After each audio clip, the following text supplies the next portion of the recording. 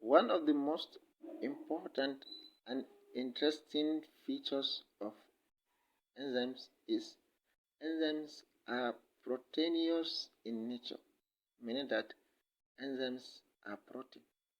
Since enzymes are protein, we need to know what is the protein level structure of enzymes. We know we have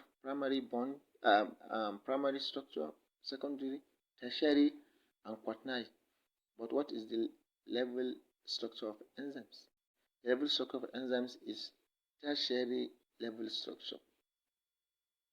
That is the 3D structure. We need to ask ourselves, what are the bondings that exist in tertiary level structure? We know some bondings exist in this level structure, in all the level structure. The bondings that exist in tertiary level structure are, we have the peptide bonds, we have the hydrogen bonds, we have the hydrophobic bonds, we have the disulfide bond, we have the ionic bonds. The disruption of these bondings causes enzymes to lose their catalytic potentiality, meaning that enzymes cannot perform their reaction. The breakage or disruptions of these bondings, the hydrogen bonds and the other bondings, peptide bond, hydrophobic bond, ionic bond, causes enzymes not to perform their duty, meaning that they can't work, they can't act upon a given substrate. When and how? How and when do enzymes lost their catalytic potentiality? We need to know how and when. In other words, it's called denaturation of enzymes. We need to know how and when. The extent of enzymes' activities depend on some conditions and factors such as temperature and pH. Before we go directly into the definition of enzymes, we need to understand at what condition can enzymes perform. One of the conditions or factors is temperature. We can see increase in temperature causes increase in the rate of biochemical reaction up to a point where the chemical reaction is at maximum. The biochemical reaction is maximum or optimum when the temperature is at optimum level. We can see the optimum temperature is at 40 degrees. However, you may see a slight variation in some textbooks is 37 degrees. However, in this it is 40. Most enzymes optimum temperature is around 37 degrees.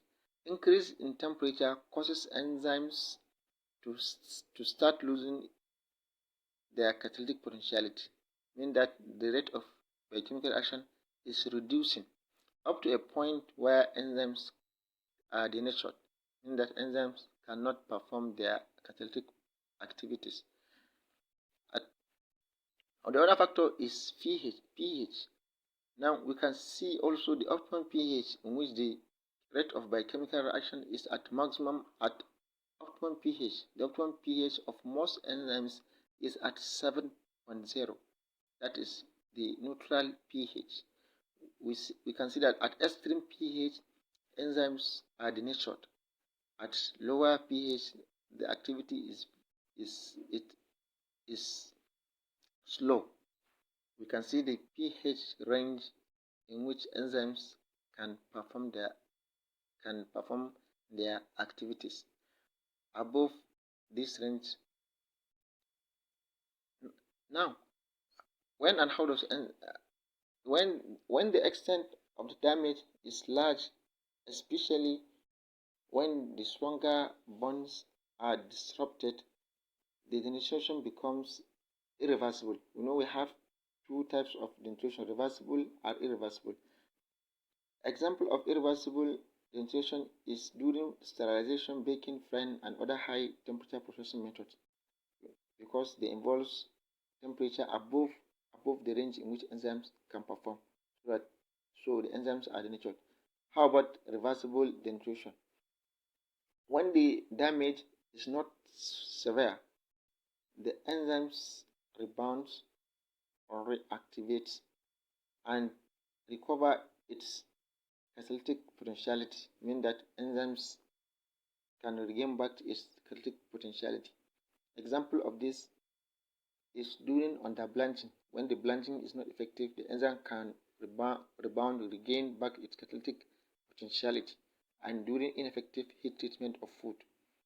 But the question here is, how does it lose their catalytic potentiality? You can see when. Now, whether reversible or reversible, vibration occurs violently, causes the bonds to be broken, structure to be disrupted, and unfolded. At this point, the enzymes cannot perform its activity because the bonding are disrupted at high temperature and extreme pH.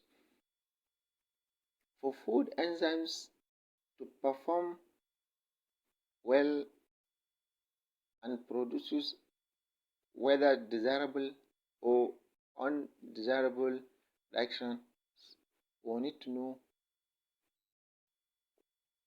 at what condition can they can perform well and produce desirable action when all factors and conditions are suitable and favorable. We need to know this condition. So in the next videos we can discuss more on these conditions in which enzymes can perform well. But another question before this is,